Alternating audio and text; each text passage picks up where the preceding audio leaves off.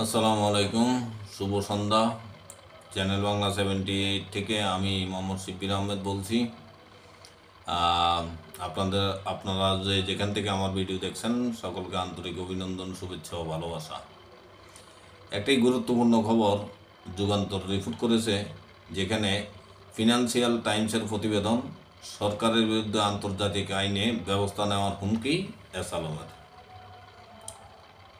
বিতর্কিত ব্যবসায়িক group S আলমের প্রতিষ্ঠাতা ও চেয়ারম্যান মোহাম্মদ সাইফুল আলম ওরফে এস আলম বিনিয়োগ ধ্বংসের অভিযোগ এনে বাংলাদেশের অন্তর্বর্তী সরকারের বিরুদ্ধে আন্তর্জাতিক আইনি পদক্ষেপ নেওয়ার উদ্যোগ নিয়েছেন।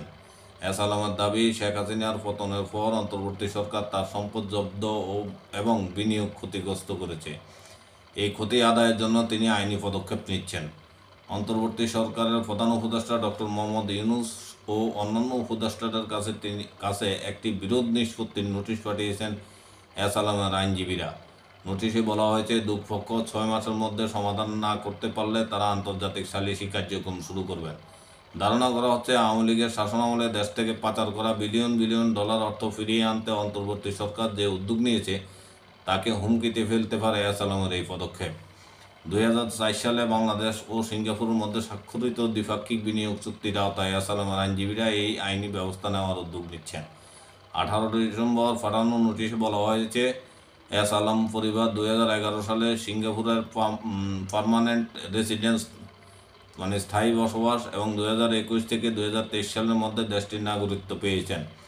এস আলমের পরিবারের সদস্যরা 2020 সালে বাংলাদেশের নাগরিকত্ব ত্যাগ করেছেন বলে উল্লেখ করা হয়। এতে আইনি প্রতিষ্ঠান কুইন ইমানুয়েল অ্যান্ড সুলিভান এর আইনজীবীদের পাঠানো নোটিশের চিঠি দেখেছে ব্রিটিশ সংবাদ মাধ্যম ফিনান্সিয়াল টাইমস।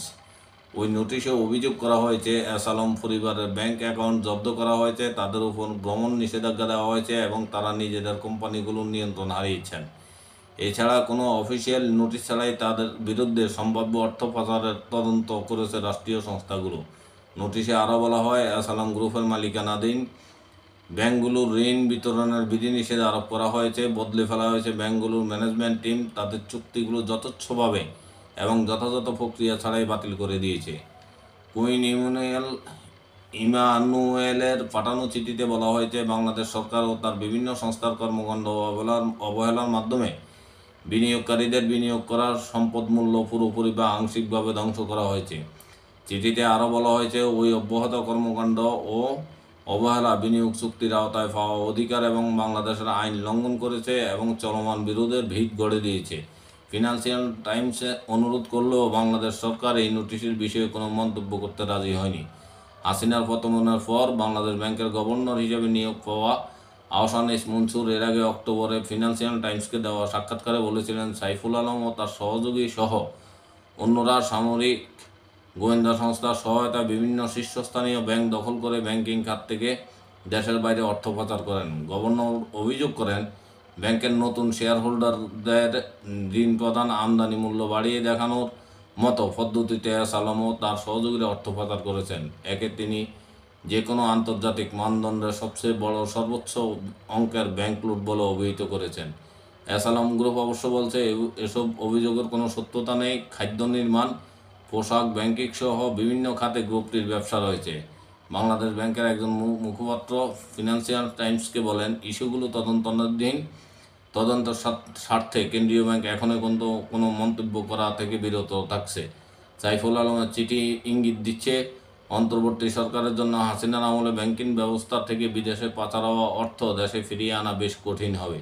এদিকে বাংলাদেশ হাইকোর্টের দায়ের করা এক দুর্নীতির মামলায় যুক্তরাজ্যের ক্ষমতাসীন লেবার পার্টির ট্রেজারি মিনিস্টার এবং শেখ হাসিনার ভাগ্নি টিউলিপ সিদ্দিকের নামও উঠে এসেছে। অভিযোগে বলা হয়েছে, তার পরিবার $5 বিলিয়ন আত্মসাৎ করেছে। টিউলিপ সিদ্দিক এ বিষয়ে প্রকাশ্য কোনো মন্তব্য করতে রাজি হননি।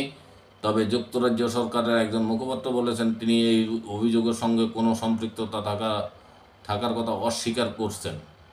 এই ছিল সংবাদ। ভালো থাকবেন, সুস্থ থাকবেন, নিরাপদে থাকবেন। আসসালামু আলাইকুম।